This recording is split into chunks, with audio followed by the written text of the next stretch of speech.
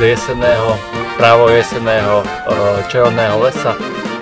Tak máme v podstate po fotení, už je dávno po západe slnka, svetla ubúda. No ale teraz je čas sa trošku zahriať, takže si dáme čajíček.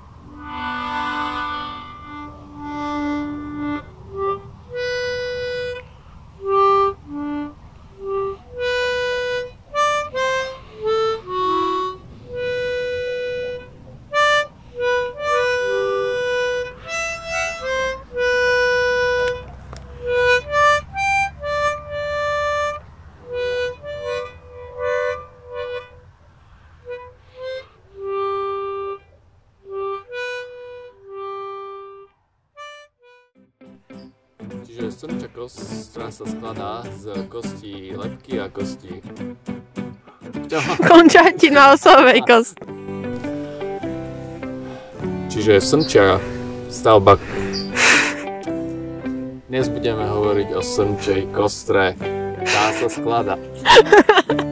Takže ahojte, vítam vás opäť s Kulkom v čarovnom lese. Dnes už sme takmer v lese a dnes budeme hovoriť priamo zo srnčieho chodníčka, ktorý tu môžete vidieť za mnou, a povieme si niečo o kostre srnčej zvery. Takže kostra sa skladá z kosti lebky a z kosti končatín a chrbtovej kosti. Ja som si istý, že hovorím dobre. To srnčie kostre. Tá sa skladá z kosti lebky, kosti končatín a z osovej kostry. Tam patrí napríklad rebra, chrbtica a prsná kosť. Už sme skoro tam.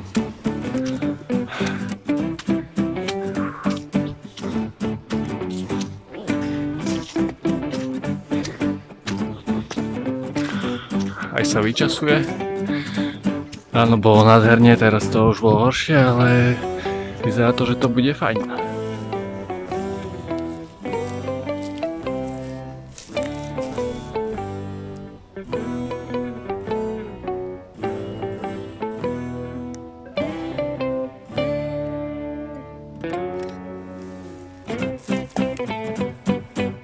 Ahojte, takže dnes si teda povieme niečo nové o srnách.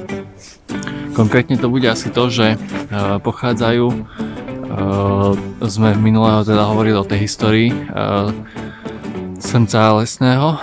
No a k tomu ešte by som rád dodal, že pochádza, alebo teda taký podobný druh k tomu európskemu druhu srnca je srnec, ktorý sa vyskytuje od Uralu po západné Mongolsko a je to tzv. Capreolus pigargus, ktorý sa trošku podobá na toho nášho srnca, ale má tam isté odlišnosti. Ahojte, vítam vás opäť pri mojom vlogu s Kulkom v čarovnom lese. Tentokrát som momentálne na Fotolove a všade okolo sú srny, celá črieda je tu aspoň 30, možno aj viac. Práve oddychujú, už som tu s nimi minimálne hodinu, ale rozhodol som sa, že vlog nemôže teda chýbať. No a dnes vám poviem teda, že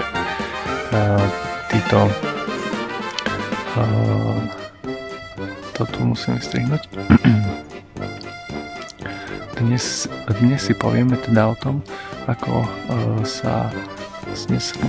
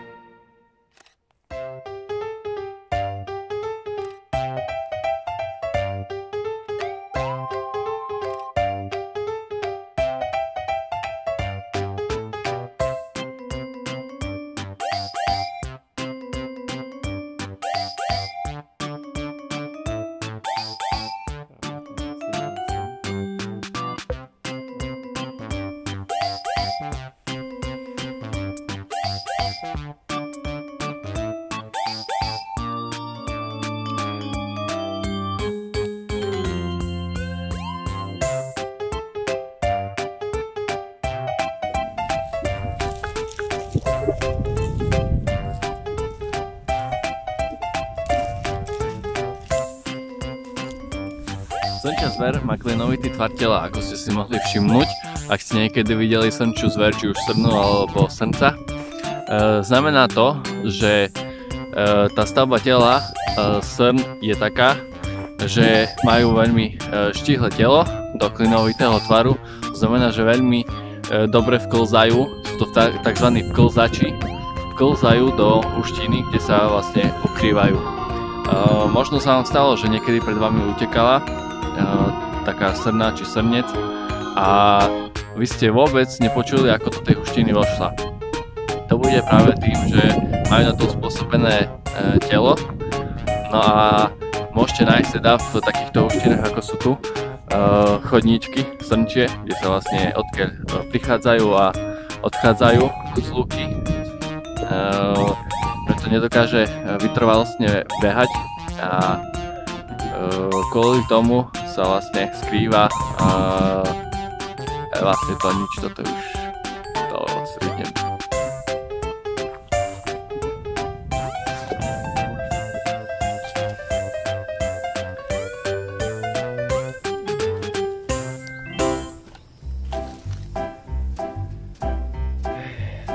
Pre tých z vás, ktorí sa zaujímajú o to, ako tento kalendár vo vnútri vyzerá, tak je tu vlastne, toto je len titulná fotka, ktorá sa skladá z troch mojich obľúbených fotiek. Potom v priebehu ďalšieho roka snáď natočím nejaké vlogy.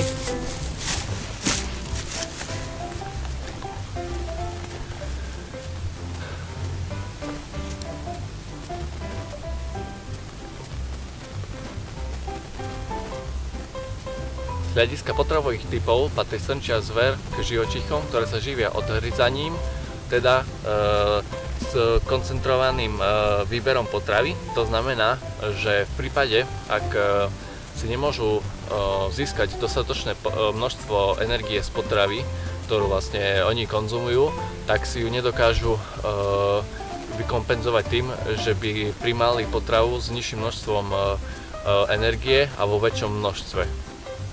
Že v tomto má srnčia zver smolu, dá sa povedať, že je odkazaná len na ten druh potravy, ktorý je pre ňu najvhodnejší a nemôže si teda vyberať iné zdroje potravy.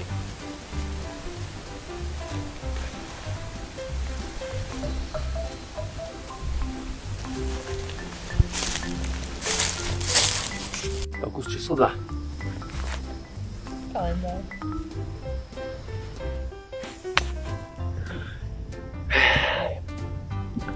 Pozdravujem z Čarovného lesa po dlhšej dobe.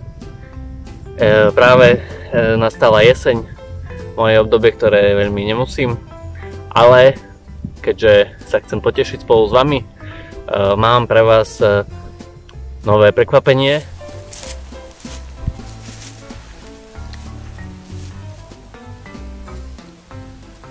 Ďakujem za sledovanie dnešného vlogu o srnčom trávení. A ak sa vám páčia moje vlogy, tak vás prosím o odber. Môžete si pozrieť ďalšie videá, ktoré vám sem dávam do ponuky. No a teda dovidenia v Čarovnom lese opäť na budúce.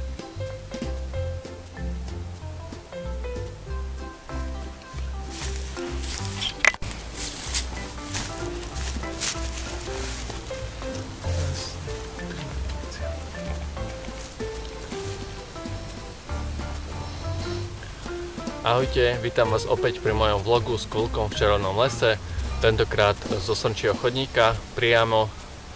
No a dnes budeme hovoriť o srnčom trávení, teda o tom, ako srnam alebo respektíve srnčej zveri trávi. Pichoň ešte raz. Ahojte, vítam vás pri mojom vlogu s Kulkom v Čarovnom lese. Dnes si povieme niečo o srnčom trávení. Tak teda asi ako viete, aj sme si to už povedali v predošlých vlogoch, srnčia zver je vlastne prežúvavec a je aj bylinožravá, to znamená, že sa živí najmä bylinami, potom sú to rôzna trávnatá potrava a takisto potom je to aj vegetácia, aj traviaci trakt.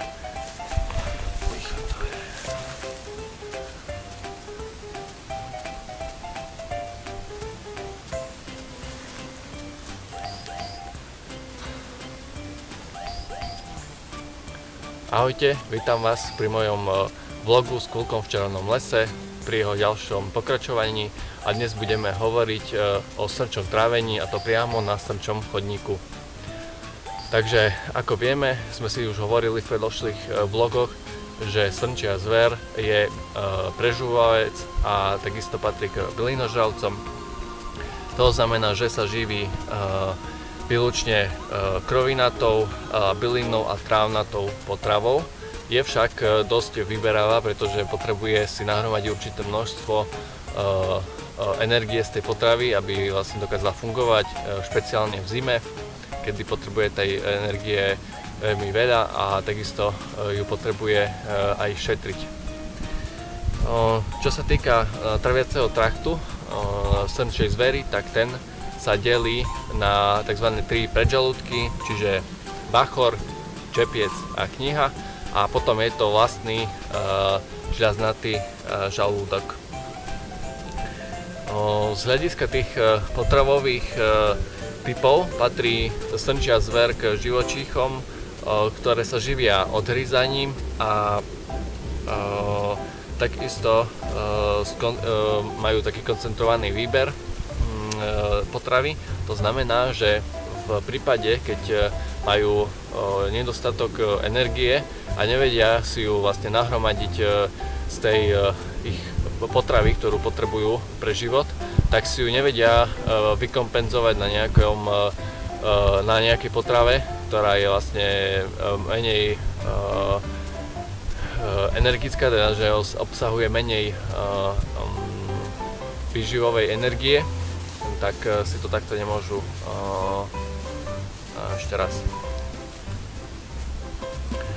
Z hľadiska potravových typov patrí srnčia zver k živočíchom, ktoré sa živia odhryzaním s koncentrovaným výberom potravín.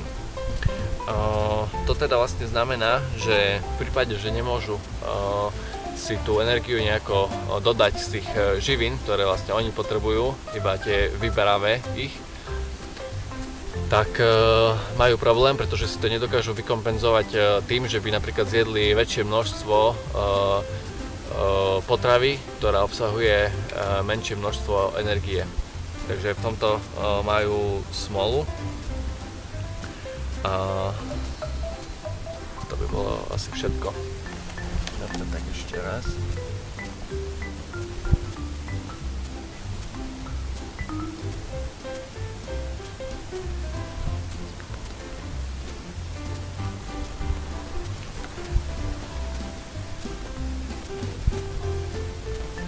Z hľadiska potravových typov patrí srnčia zver k živočíchom,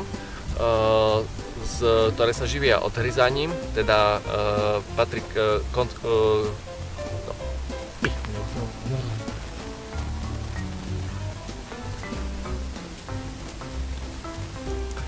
z hľadiska potravových typov živočíchov patrí srnčia zver k živočíchom. To je strašné.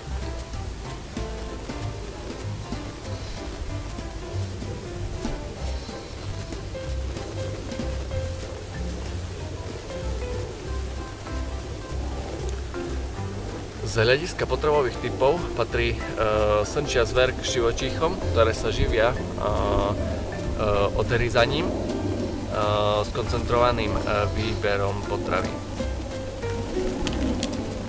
Ešte raz to urobím.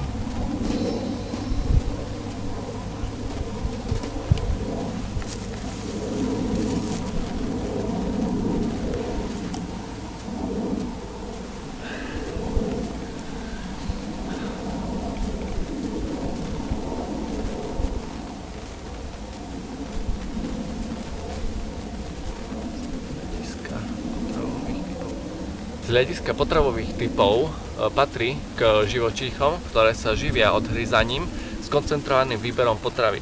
To vlastne znamená, že tento typ sa vyznačuje tým, že v prípade nedostatku energie si nedokáže energiu nahromadiť tým, že by prijímala potravu, ktorá obsahuje menšie množstvo energie, a vlastne, že pri väčšom